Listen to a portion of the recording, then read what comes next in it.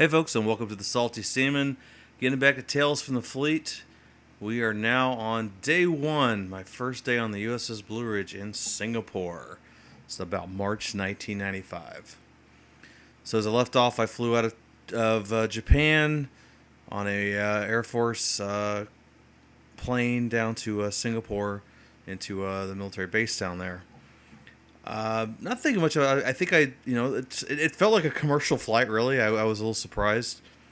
You know, There, there's Air Force people there that are like the equivalent of flight attendants, like giving you food and stuff. I thought that was kind of cool. I think I slept through a lot of it. I mean, it was like midnight, and I was probably still screwed up from jet lag at this point. It's been 2 weeks. I've got a lot better at it since, but at the time, I was just terrible when I went to Japan for like the first couple weeks. But regardless, we get there, and yeah, even going through military customs, Singapore is a really, really strict place. And so they have individual customs for everybody coming in. Doesn't matter if, your United States SOFA agreement, status of forces agreement, they don't care. They're going to check all your, unless, I mean, they don't go through the ship when it pulls in, but if you fly into it, they're going to check all your bags for customs. So, uh, yeah, I'd bought some porno mags out in town in Japan. Yeah, I didn't see a lot like first 2 weeks of like off base, but yes, I did manage to find the porno shop just about a block away from base, and I bought some magazines. And yeah, I mean they weren't like digging through everybody's stuff like hardcore, but they were like kind of feeling the bags, and they felt something that they felt was something they wanted to check out. They'd pull the bag open. So about me and at least two other guys, I remember we got busted for having porno mags in our sea bags. It's just almost, feel like your whole world's coming down. It's like, oh shit, I can't even get to my first fucking ship, and here I am. I'm about to be an international incident trying to smuggle fucking porn into Singapore. Because it's just a crazy little island country. It's really a giant city, and it's just they have a billion oppressive rules, and one of them is pornography is completely verboten, just like spray paint cans, as one kid found out couple years before that, and chewing gum. You can't. There's no gum allowed. And yeah, Japanese porno mags are not allowed. I mean, they were writing down like this, like they put me into a room and they wrote down like the specifics of what kind of magazine it was. It almost felt like they were a bit of purveyors of just enjoying this. The fact that they're writing down is like lesbian Japanese porn mag, or whatever I had, and I was just kind of scared to death at the moment, but I was kind of amused overall. Like hoping, like, please God, like this, like not be a big fucking deal.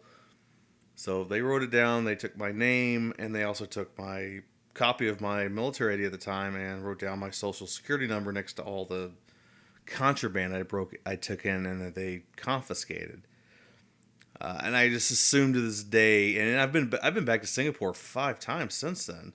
But I assume to this day, like if I flew in civilian commercial, my name would be on a list somewhere, and it would just pop up and I would have my bags like thoroughly searched if I ever went back to Singapore.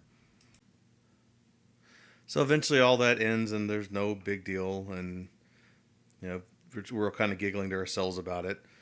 But the van, put us in a van, and we went off to meet the ship down at the harbor.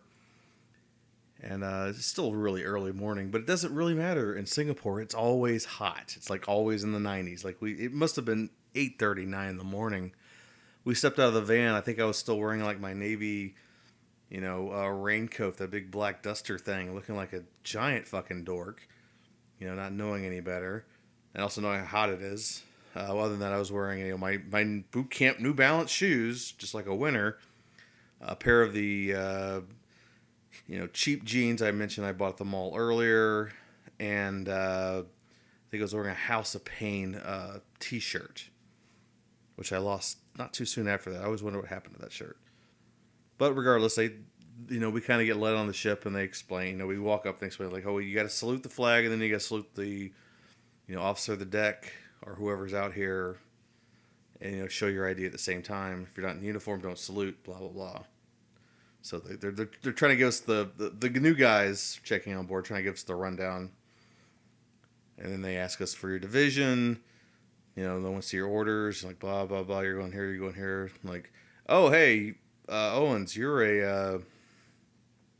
admin like me, and I don't remember which guy this was. This might have been Mike G, not the MM3 from last one, but no, I don't think it was Mike. The guy I'm thinking of, Mike, is one of my great friends on that ship, and there'll be a lot of stories about him. But it was somebody from admin. They're like, okay, and we're gonna call personnel.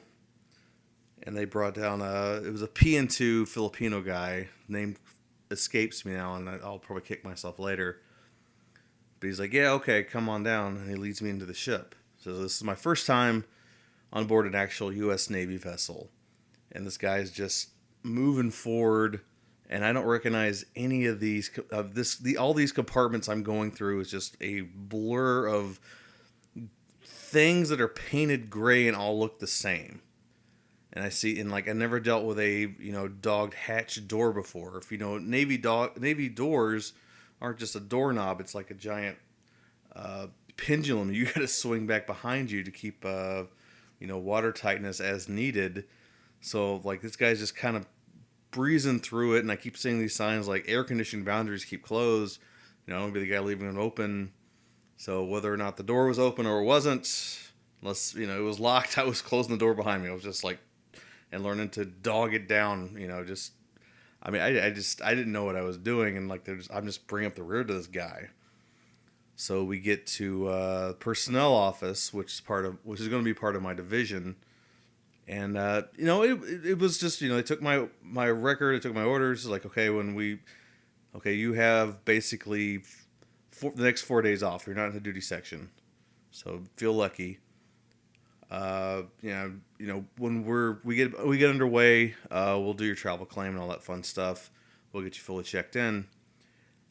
Right now, yeah, we're going to take you to, your berthing. We're at, the admin berthing. Put your stuff down, and your sponsor's waiting for you there. Now, at this point, I didn't know my sponsor. I don't know if I even knew I was supposed to have one.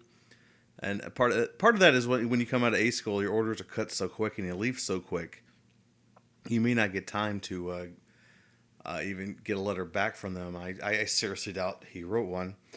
But so someone let us. I believe the person who let us, I think, was Mike G. Become like a real good friend of mine. But yeah, I get to the berthing, and there's it's. The admin berthing at the time on the Blue Ridge was in a really weird space. Like you walk through the mess decks, you walk through where you eat. So I was like, okay, this is the kitchen, or this is the galley. A little bit of other space, and there's just another space, but it happens to be a berthing. But it's not really off to the side like all the other ones are. Like the rest of them is I'd see would like be, a deck down off the main deck or a deck up or whatever. And this one was just, right past the mess decks with some curtains, and then right behind that was the Master at Arms shack. So I get into the berthing, and there's 3 jokers standing there, like I kind of get directed to, and I'm like, oh, well, who's this fucking boot camp shit? That's what I'm waiting for. That was my introduction to my friend Brett. Eventually, has gone on to be my best friend. He was the best man at my wedding, and I'm about to be his best man at his wedding coming up here in a couple of months, which is really cool. We've maintained that friendship for so long. At this point, no, this was he'd been out the night before. They said they already had a Liberty Day. He was hungover. He was he'd been ready to go for a while. He'd been told to wait, like the guy you're sponsoring supposedly. Is coming in. You need to take, you're in charge of him. You got to take him out and stuff. So he was not happy about my existence, period, at this point. So yeah, I meet him like, hey, I'm YNS at Owens, or blah blah. YNS and his last name. I'm not going to try to avoid some last names here. So, I don't know with this guy if I should do that. because his last name will come into a lot. So, but yeah, we'll call him by his Bockhorst. And I was like, "Hey, how you doing?" And he said, "Yeah, this is another guy, a YNS in Freeland and an LI1 low." And and just talking to him like, yeah, you go out and drink. I'm like, yeah. I mean, I really wasn't a drinker at the time. Like I said, I bought that 6 pack in Yoko and felt pretty funny after that. And then, high school, I drank a handful. I drank, I got messed up. And I'd done my thing as a high schooler. But, for the most part, no, I really wasn't. But I mean, like, yeah, if that's what they're going to go do, I'm going to go do it with them. And, it was like, kind of like, where are you from? And like, I blurted out Arkansas. I think at that point I got really against admitting being, that I spent time in Arkansas pretty quickly. But at this point, like, it just was ingrained in me. It's like, oh, I'm from Missouri. Oh, fucking Arkansas poop. Blah, blah, blah. But they showed me like, okay, this is going to be your rack for right now. Like they were doing a bunch of musical chairs at the time, but just throw your bag down and put it whatever. I think someone got some linens, and then they're just looking at me, and I'm like sitting there, and just straight up booter, as I describe my outfit. They let me know.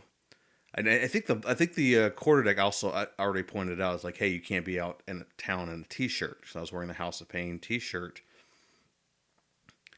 and I was like, I don't. He's like, yeah, you need a collared shirt. I'm like, I don't have collared. Like, this was something like I never got told, or I would have taken care of it. But yeah, I was like, yeah, when you're out in those fleets and areas, like, they don't like to let you off the ship in foreign ports with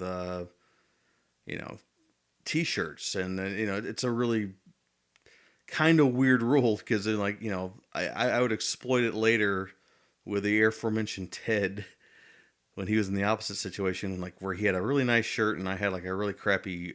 He had a really nice T-shirt and I had a really crappy collared shirt. But I'll talk about that later. But I was like, yeah, I have a flannel, the aforementioned brown gray flannel thing I'd bought. I think that was the only thing I had at the moment, or I thought I had. Actually, I had another one. But yeah, they're like, yeah, you can't wear flannel out here. It's like it's going to be 100 degrees like all day. We're on the equator. So this guy, I didn't know him very long. This guy, Bill Freeland, pretty cool guy for when I knew of him, and I know more stories from him from Bockhorst.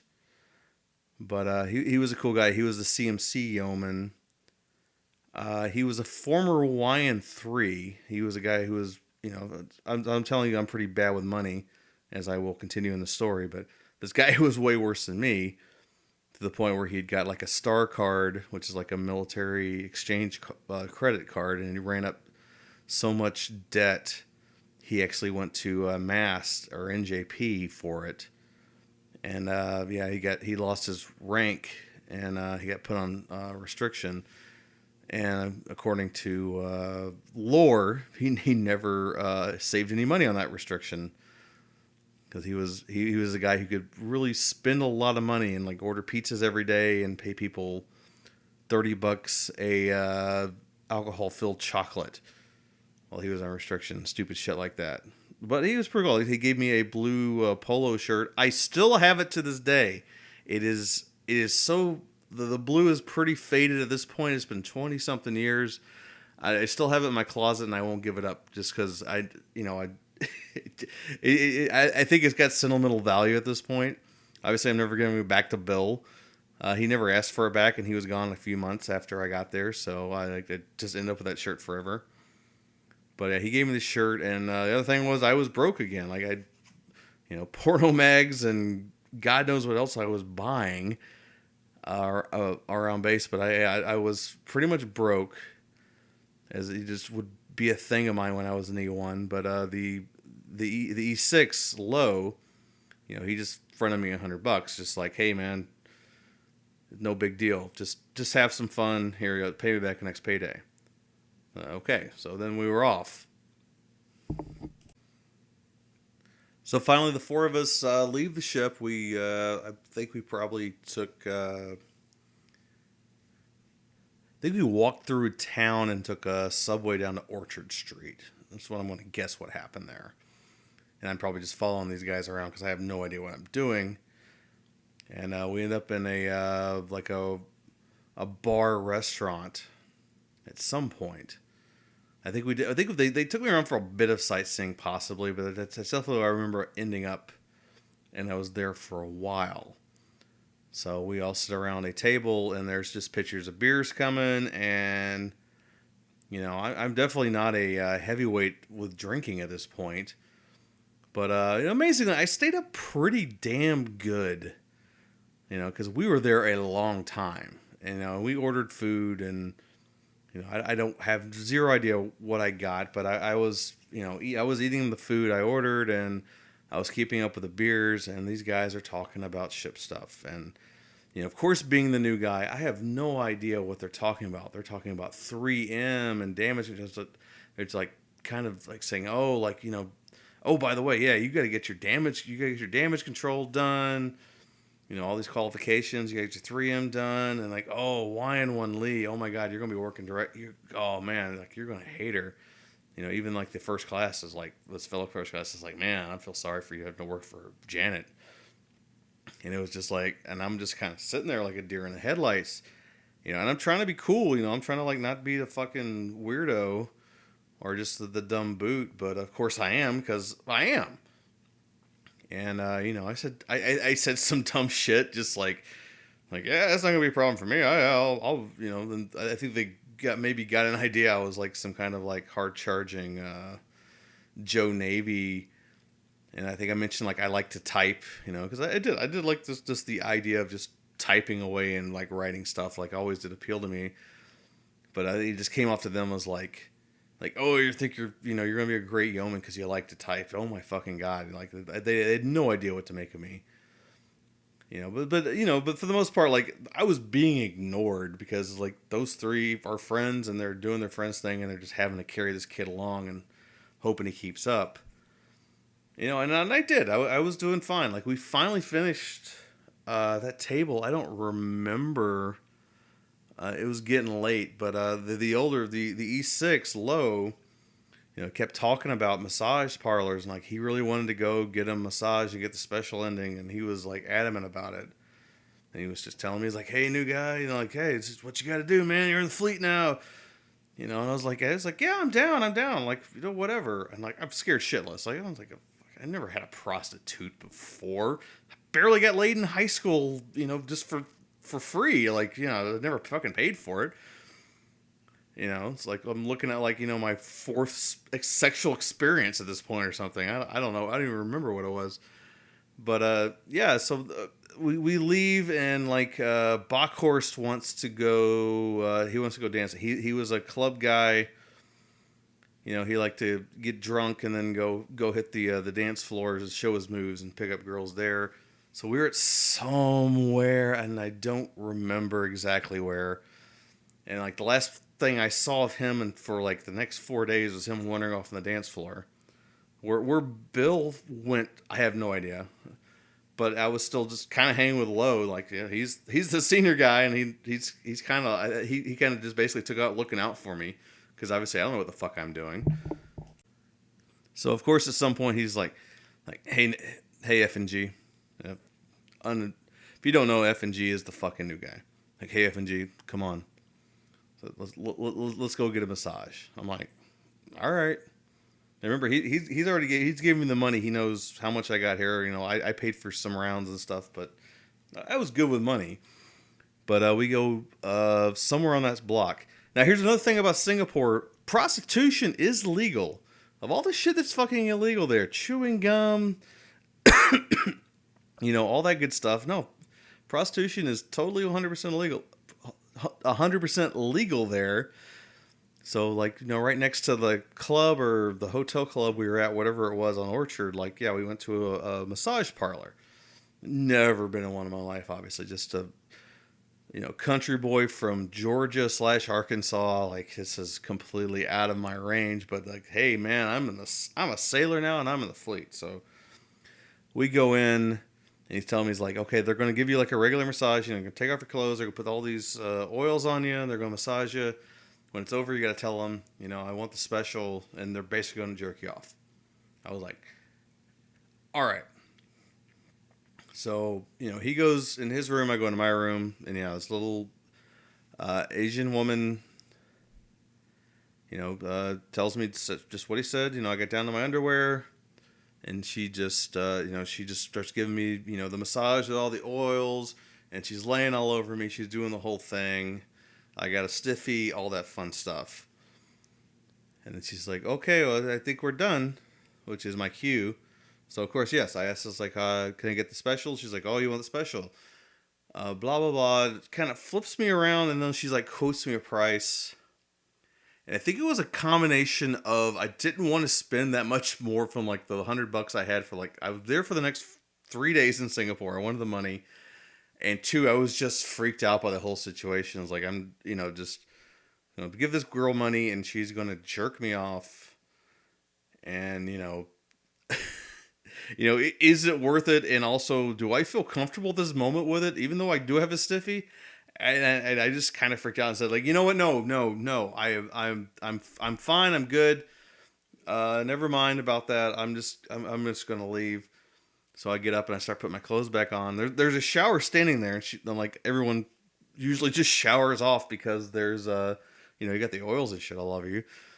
And she's like, you don't want to take a shower first? I'm like, no, I'm good. I'm fine. I'm good. I'm peachy. And I just throw on the polo Bill gave me and my pants and, you know, my shoes and my great New Balance, and I go sit in the fucking waiting room for Lowe. I think both of them were Bills, actually. I probably shouldn't be calling these guys out by name. Forget you heard all that. And he just comes out and he's like, oh, I feel great. I got what I wanted. And he's like, you? I'm like, yeah, I didn't want to spend the money on the special. He's like, oh man, you didn't get the special? Shit, it's almost a waste of fucking time in the first place. Yeah, I get it. Like, yeah, you're broke. You don't need to spend the money. You can go jerk off back on the ship. I'm like, yeah, sure. And yeah, me and him caught I think we caught a cab all the way back to the ship, and like I just passed out on the you know, like the alcohol was really hitting me by that point. It was tired, and like I'm just completely messed up, and I just kind of, you know, I think I had my sea bag was still sitting on my rack, and I managed to yank it off and throw it on the floor and just put down like a basic sheet and passed out to the next morning. So yeah, that was my first day in the fleet aboard USS Blue Ridge in Singapore. We'll pick up after this and finish up the tale of Singapore and the trip back on the next show. Hope you guys have been enjoying this. It's fun tripping down memory lane. I love you, freaks. Peace.